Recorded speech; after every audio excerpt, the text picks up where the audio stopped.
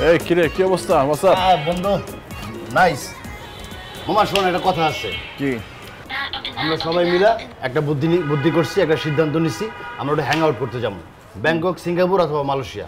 মালয়েশিয়াতে মামা আমার সেই সেট আপ আছে, সেই তুই দেখলে উড়ে যাবি গা। ঠিক আছে, তোর আর বাংলাদেশ আইতেই মন চাইবো না, এমন জিনিস। চল। আমি যাবো কি না জানি না, আমার ভাবতে হবে। আরে বুঝলাম না, তো ভাবা কি আছে। তুই একটা কাজ কর, ভার্সিটিতে তোর পিছনে যে দুইটা ঘুরে একটা লয়ে এলো, আমি একটা বড় অপরে লয়ে এলিছি, সেই জিনিস। তোর মাথা ঠিক আছে? ওই দুইটা কি আমার সঙ্গে যায়? আরে ভাই তোর লয়ে পারতেছি না। আচ্ছা তাহলে একটা কাজ কর, মালয়েশিয়া থেকে তোর একটা সেট আপ করে দেবো মামা, সেই মামা। তুই মালয়েশিয়ার জিনিস দেখলে মনে পাঙ্খা হয়ে যাবে। চল মামা চল প্লিজ। তুই তোর বক বক বন্ধ করবি একটু, বাদ দে তো। এই ইয়ার কথা বল, ওই যে প্লিজ মামা। একটা জিনিস খেয়াল করেছো? কি? তোমার বন্ধুর বাসায় সব সময় মানুষজন আসে, কিচির মিচির লেগেই থাকে, হইচই, মারামারি, আনন্দ, ফুর্তি। ওদের বারান্দা ভর্তি দেখো, বাহারি ফুলের গাছ, সেখানে পাখিরাও আসে।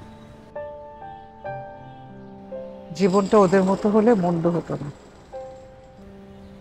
ওদের কিন্তু অনেক ধরনের ক্রাইসিস আছে। ক্রাইসিস না থাকলে আনন্দ উপভোগ করা যায় না। টাকা পয়সাই তো সব না। সেটা ঠিক, টাকা পয়সাই সব না। তোমার একটা কথা বলতে চাই। মানে হচ্ছে কি যে ওর ফ্রেন্ডদের সাথে একটু পিকনিকে যেতে চাচ্ছে, 2000 টাকা লাগবে। পিকনিকে যাওয়া মানে কি? হ্যাঁ, এই এই কয় মাস আগে না কোথায় কি ঘুরে আসলো, কি সব বন্ধুদের সঙ্গে, তারপর আবার পিকনিক। এই টাকা কি গাছ ঝাঁকালে টাকা আসে? আমার কি টাকার গাছ আছে? হ্যাঁ, 2000 টাকা পিকনিক, পড়াশোনা কর।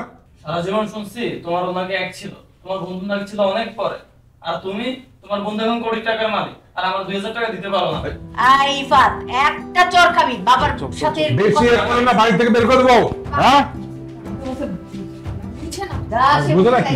আমি বুঝাচ্ছি, লেখাপড়া করে নিজের উন্নতি কর, তারপর একটা চড় দে। আজিব লোক না। কোথায় শিখছে এইসব কথা? তুমি মনে কষ্ট নিও না, এই বয়সটাই খারাপ, বুঝছো? এই বয়সে কি বলতে হবে না বলতে হবে এইটাই ওরা বুঝতে পারে না। মনে কষ্ট পায় না তো।